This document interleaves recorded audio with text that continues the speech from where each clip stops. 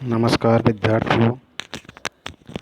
आज हम राजस्थान की जो मृदा संसाधन है उसके बारे में विस्तार से परिचर्चा करेंगे और देखेंगे कि राजस्थान के अंतर्गत जो मिट्टी है वो कहाँ कहाँ किस किस प्रकार की पाई जाती है।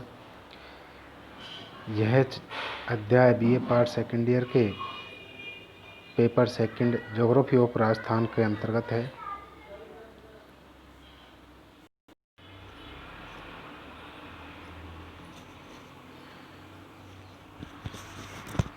इसमें जो मिट्टी है उसका वर्गीकरण का विश्लेषण किया जाएगा कि मिट्टी राजस्थान में कितने प्रकार की है और मिट्टी है कौन कौन सी मिट्टी किस क्षेत्र में कौन सी मिट्टी पाई जाती है और उस मिट्टी के क्या भौतिक गुण है या रासायनिक गुण है। सामान्य तौर से कहें तो उसकी विशेषताएं क्या हैं उनके बारे में हम विश्लेषण करेंगे। राजस्थान की मृदा व इसके प्रकार। राजस्थान की मृदा मिट्टी व इसके प्रकार। तो हम सामान्य तौर से देख सकते हैं कि प्राकृतिक वातावरण में विद्यमान विविधता मृदा के विविध प्रकारों को जन्म देती है। तो भौतिक भूगोल के अंतर्गत भी हमने यदि पढ़ा है मिट्टी की निर्माण की जो प्रक्रिया है मृदा है उसके बारे में विस्तार से पढ़ते हैं हम बीए पार्ट फर्स्ट ईयर में जो भौतिक भूगोल चलता है। तो उस भौतिक भूगोल के अंतर्गत स्पेशली चैप्टर है मृदा। तो उसमें हम देखते हैं कि मिट्टी है उसका निर्माण किस तरीक़ा से होता है, मिट्टी की जो प्रोफाइल है वो किस तरीक़ा से है, कहाँ पर कौन से तत्व पाए जाते हैं, कौन सी प्रोफाइल में कितने स्तर हैं। तो उसमें हम पूर्ण रूप से मिट्टी की जो निर्माण प्रक्रिया है उसको हम समझ लेते हैं। तो मैं यहाँ संक्षेप में ही आज मिट्टी के बारे में बिल्कुल संक्षेप में दे रहा हूँ मैं तो कि प्राकृतिक पर्यावरण में विद्यमान विविधता मृदा के प्रकारों को जो विविध प्रकार हैं उनको निर्मित करती है, जन्म देती है। मिट्टी के द्वारा उच्चावच जलवायु प्राकृतिक वनस्पति समय आदि कारकों का प्रभाव पड़ता है। तो मिट्टी जो मूल रूप से हम यूँ दूसरे शब्दों में कहें कि मिट्टी का जो निर्माण है या मिट्टी किन कारकों से निर्मित हुई है या कौन से ऐसे कारक है जो मिट्टी के लिए उत्तरदायी है। तो उनमें मुख्य है किसी भी क्षेत्र का जो उच्चावच है धरातल जैसे पर्वत पठार मैदान जो भी है वो जिस तरीका का क्षेत्र होगा उसी तरीका की वहाँ मिट्टी विकसित होगी। किसी क्षेत्र की जलवायु क्योंकि जैसे मरुस्थलीय जलवायु है तो जिस शुष्क जलवायु होने पर मरुस्थलीय जलवायु होगी और मरुस्थलीय जलवायु वजह से वहाँ पर मरुस्थलीय मिट्टी पाई जाएगी। जहाँ यदि वर्षा अधिक है तो वहाँ पर जो मिट्टी है वो अलग ही प्रकार का रूप ले लेगी। तो हम संक्षेप में कह सकते हैं कि जलवायु है वो भी मिट्टी के स्वरूप को निर्धारित करने में महत्वपूर्ण भूमिका निभाती है। इसी के साथ साथ में प्राकृतिक वनस्पति है क्योंकि प्राकृतिक वनस्पति से मृदा के अंतर्गत ह्यूमस और आर्द्रता और पोषक तत्वों प्राप्त होते हैं। इनके साथ साथ ही समय है वो भी मिट्टी का निर्धारण करता है, प्रभावित करता है। तो मुख्य रूप से उच्चावच जलवायु प्राकृतिक वनस्पति और समय टाइम ये ऐसे कारक हैं जो मिट्टी का निर्धारण करते हैं या मिट्टी का को प्रभावित करने वाले कारक है। मिट्टी के जो मूल पदार्थ है या पैतृक पदार्थ है वो जल वायु ह्यूमस मिट्टी के 4 मुख्य घटक हैं जो इसमें पाए जाते हैं। तो ऊपर जो मैंने तत्व बताए जो मुख्य भाग बताएं एक तरीक़ा से कि उच्चावच जलवायु प्राकृतिक वनस्पति समय ये तो प्रभावित करने वाले कारक हैं। लेकिन मिट्टी में जो मूल घटक हैं उनमें एक तो पैतृक पदार्थ जिनको हम आधार तल में जो पाए जाने वाली जो तत्व हैं खनिज लवण हैं वो इसके अंतर्गत आ जाते हैं। फिर दूसरा है जल, तीसरी है वायु और चौथा है ह्यूमरस। तो ये 4 प्रमुख घटक हैं जो मिट्टी के अंतर्गत पाए जाते हैं। किसी भी प्रकार की मिट्टी हो इसमें ये 4 प्रमुख घटक है जो मुख्य रूप से पाए जाएंगे। मिट्टी ठोस द्रव्य गैसीय पदार्थों का मिश्रण है। तो इन 4 तत्वों से हम देख सकते हैं कि इसमें ठोस द्रव गैस ये तीनों भाग हैं। पैतृक पदार्थ हैं इसमें ठोस आ जाता है, जल है वो द्रव आ जाता है, वायु है वो गैस आ जाता है। तो इस तरीक़ा से हम कह सकते हैं कि मिट्टी ठोस, द्रव, गैस पदार्थों का मिश्रण है जो कि चट्टानों के अपक्षय, जलवायु, पौधों व अनंत जीवाणुओं के बीच होने वाली अंतःक्रिया का परिणाम है। तो मिट्टी मुख्य रूप से इन अब तक के जो मुख्य बिंदु बताए उनके साथ साथ में इन सारे जो बिंदु हैं, घटक हैं, उनका परिणाम है कि मिट्टी का निर्माण होता है।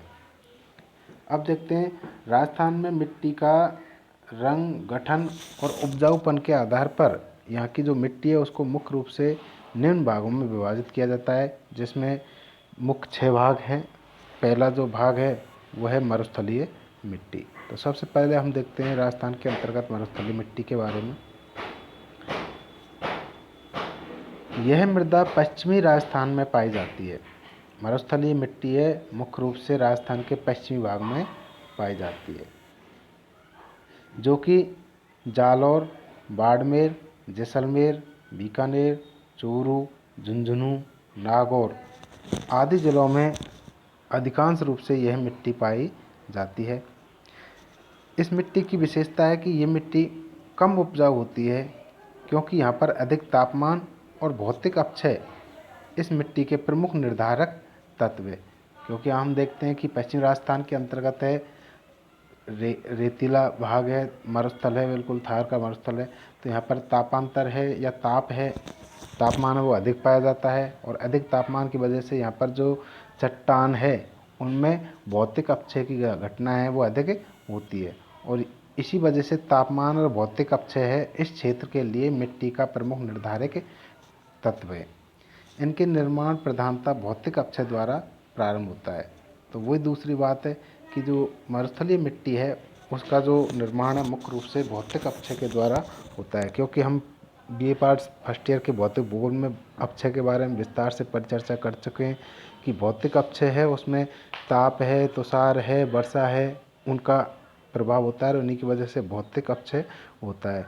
तो उन्हीं कारकों में से तापमान एक मुख्य कारक है जो कि रेगिस्तानी भागों के अंतर्गत भौतिक अपक्षय के लिए उत्तरदायी है और यही भौतिक अपक्षय मरुस्थलीय मिट्टी का निर्माणक तत्व है। नेक्स्ट है लाल पीली मिट्टी। इस प्रकार की मृदा सवाई माधोपुर, सिरोही, राजसमंद, उदयपुर व भीलवाड़ा जिले के पश्चिमी भागों में पाई जाती है। इस मृदा में उपजाऊ तत्वों की कमी होती है। यह मृदा ग्रेनाइट, शिस्ट, नीस चट्टानों के विखंडन से निर्मित है। इस मिट्टी में मुख्य रूप से चूना व नाइट्रोजन की कमी पाई जाती है।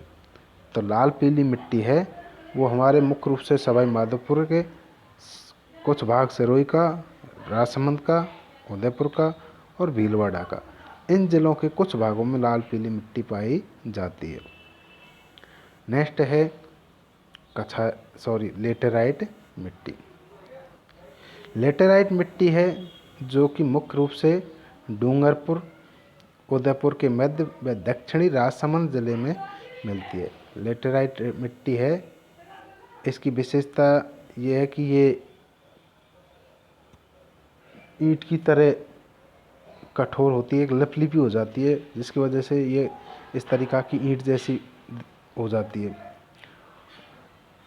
यह प्राचीन स्फटिकीय या कायांतरित जो चट्टान है उनसे निर्मित होती है। लेटेराइट मिट्टी में नाइट्रोजन, फास्फोरस, ह्यूमस इन तत्वों की कमी पाई जाती है। इस मिट्टी के अंतर्गत लोहे तत्व की उपस्थिति के कारण इस मिट्टी का रंग लाल दिखाई देता है। तो ये मिट्टी है, लोहे तत्व की अधिकता के कारण इसका रंग लाल अधिक दिखाई देता है। इस मृदा में मक्का, चावल व गन्ने की खेती की जाती है। तो हम देखते हैं कि दक्षिणी राजस्थान के ये जो जिले ऊपर नाम लिए हैं उनमें ज़्यादातर यही खेती होती है, जिसमें हम विशेष तौर से देखते हैं कि मक्का की पैदावार है वो अच्छे से इन्हीं भागों में होती है। तो लेटेराइट मिट्टी के जो क्षेत्र हैं इनमें मुख्य रूप से मक्का, चावल व गन्ने की खेती की जाती है। नेक्स्ट है मिश्रित लाल व काली मृदा। मिश्रित लाल व काली मृदा, यह मिट्टी बांसवाड़ा, पूर्वी उदयपुर, डूंगरपुर, चित्तौड़गढ़ व भीलवाड़ा जिलों में मिलती है।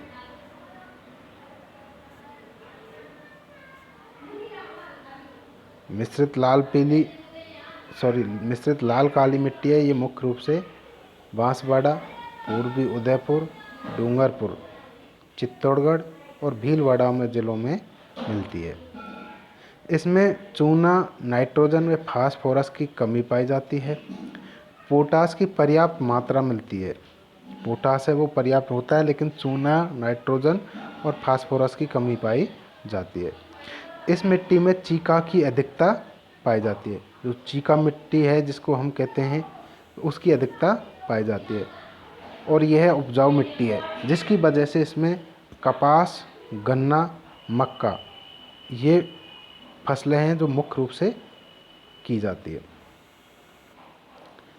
नेक्स्ट है काली मिट्टी।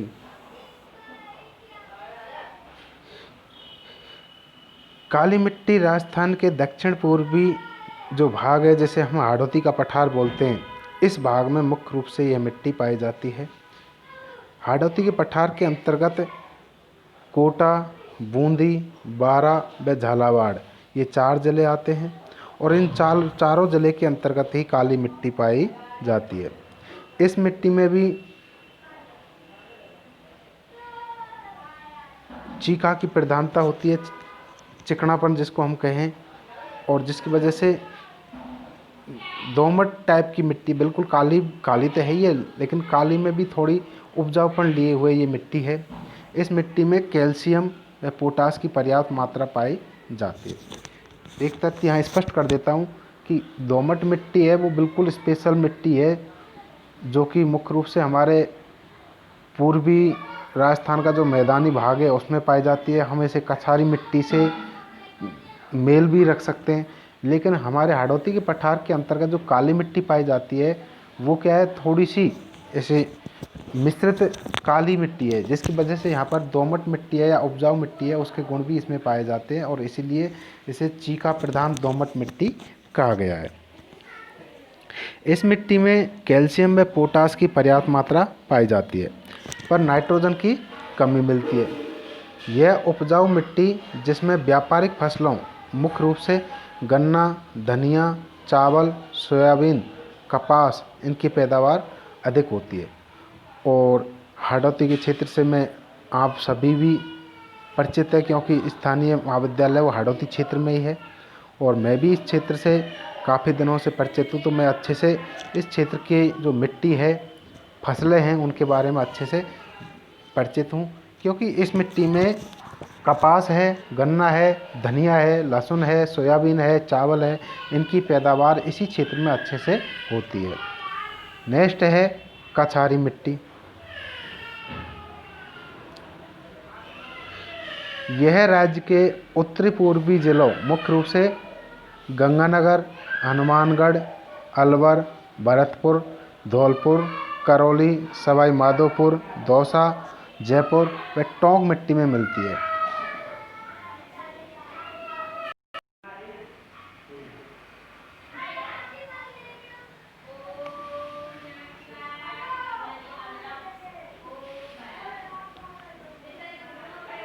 कछारी मिट्टी है जिसको हम, जैसे हम जलोढ़ मिट्टी पढ़ते हैं, तो वो जलोढ़ मिट्टी ही एक तरीक़ा से कछारी मिट्टी है, जो नवीनतम मिट्टी है, और ये मिट्टी बहुत उपजाऊ होती है, और इसका रंग लाल। तो मैं पहले भी अभी काली मिट्टी के संदर्भ में बताया था कि जो दोमट मिट्टी है वो हमारे पूर्वी राजस्थान के जो पूर्वी भाग है, उपजाऊ मैदान है, उसमें पाई जाती है। तो उसी मिट्टी से मिलती जुलती मिट्टी है, जिसे हम जलोढ़ मिट्टी भी कह लेते हैं, कछारी मिट्टी भी कह लेते हैं, नवीनतम जलोढ़ मिट्टी भी कह लेते हैं, और ये बहुत ही उपजाऊ मिट्टी है। और इस मिट्टी के अंतर्गत जो पूर्वी राजस्थान के जो ज़्यादातर ज़िले हैं, जैसे अलवर, भरतपुर, धौलपुर, करौली, सवाई माधोपुर, दौसा, जयपुर, टोंक, ये ज़िले सम्मिलित होते हैं। इनके अलावा उत्तरी राजस्थान के 2 ज़िले हैं, एक तो गंगानगर और हनुमानगढ़, तो यहाँ पर ये मिट्टी पाई जाती है। इस मिट्टी का जो रंग है थोड़ा भूरा लाल होता है और ये गठन में रेतीली दोमट प्रकार की होती है, थोड़ी बालू टाइप में, लेकिन दोमट प्रकार की ये मिट्टी है। यह मिट्टी बहुत ही उपजाऊ होती है। इस मिट्टी में चूना, फास्फोरस, पोटास व लौह अयंस भी पर्याप्त मात्रा में पाए जाते हैं। यह नाइट्रोजन की इस मिट्टी में मुख्य रूप से नाइट्रोजन की कमी पाई जाती है और इस मिट्टी में मुख्य रूप से जो फसलें उत्पन्न की जाती है उसमें गेहूँ, सरसों, कपास, चावल व तंबाकू उत्पन्न की जाती है और इनके लिए ये बहुत ही उपयोगी है। और कछारी मिट्टी के क्षेत्र से मेरा गृह जिला है, तो मैं बाकी में इस क्षेत्र से बहुत ही परिचित भी हूँ, क्योंकि यहाँ पर मुख्य रूप से जो कछारी मिट्टी पाई जाती है, तो इस मिट्टी में जो फसलें पाई जाती हैं मुख्य रूप से गेहूँ है, सरसों है और ये मुख्य फसलें रबी की फसलों के रूप में की जाती है और बहुत ही उपजाऊ मिट्टी है। लेकिन फिर भी धीरे धीरे वर्तमान में जो पानी की जो समस्या है, उस पानी की समस्या की वजह से यहाँ का जो फसल प्रतिरूप है वो बदलता जा रहा है। मिट्टी है उसकी प्रकृति भी बदलती जा रही है। नहीं, वाकई में जो मिट्टी है इस क्षेत्र की कछारी मिट्टी है वो काफ़ी उपजाऊ है। तो मैं आशा रखता हूँ कि आप सभी विद्यार्थियों को इस राजस्थान की मिट्टी का जो वर्गीकरण है, मिट्टी का प्रकार है, इनके बारे में अच्छे से समझ में आई होगी और आप इनका गहनता से विश्लेषण करें, अध्ययन करें। धन्यवाद।